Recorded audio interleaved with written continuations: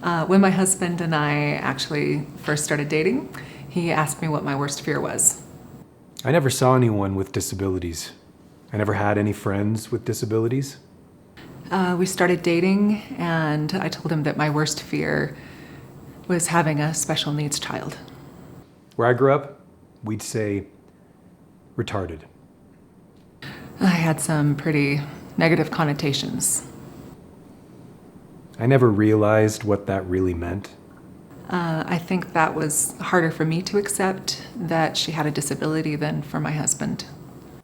I looked up the word to get the exact definition. Delayed development, slow process. I know that it's a real word. I understand that. But the way we used it, it was the demeaning way to say it. I felt like I had just stepped onto this whole new planet, like it was Mars or something. It's just a whole new world. It was something that I knew nothing about. But you have this massive community that you have no idea about. None. People are like, oh, it doesn't mean anything. But it does. It means something. Some people say, don't do any research. It's too scary. Just take it as it comes. I'm always telling people, do your research. Know what's coming, so things are less stressful if things do happen. I'm a big proponent of knowing what's coming.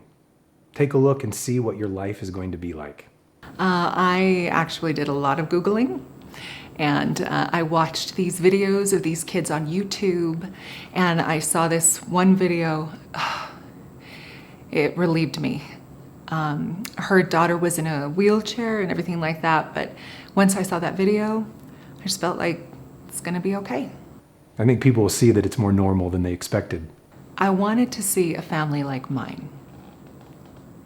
And it's so helpful just looking and seeing, oh, okay, that's what it can be like. And because every child is so different. We learned about the 3 different types of Down syndrome. I didn't even know there were 3 types. There's the typical run-of-the-mill T21, that's the extra chromosome. That's the most common type. I mean, there are a lot of hashtags, like hashtag Down syndrome.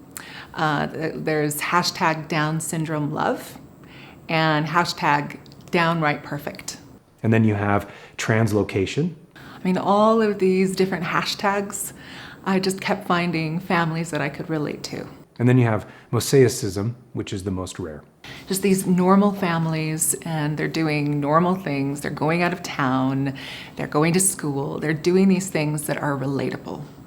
A lot of the things I ended up reading were like things you'd find in medical journals. I didn't want to hear what Joe Schmo had to say. I mean, I don't know what their perspective about things are. Just facts. I didn't want stories. I didn't want anything that was fluffy, happy, or sad. I just wanted to know, what does this mean, and what are we dealing with here? It's so nice to find people and just talk, and to get experiences, and to find out about things that work and things that didn't work for them, and just gathering information. It made our hospital experience way more relaxed. We knew, oh, she had her first poop. Great, we don't have to worry about that. She's drinking. Excellent, we don't have to worry about getting a feeding tube. And people would come to the hospital to visit and say, you guys are so relaxed for first-time parents. And we're like, oh, she's doing everything that a baby is supposed to do. We don't have anything to worry about. So we were just very aware of how the process worked, and that gave us a peace of mind, really, for us.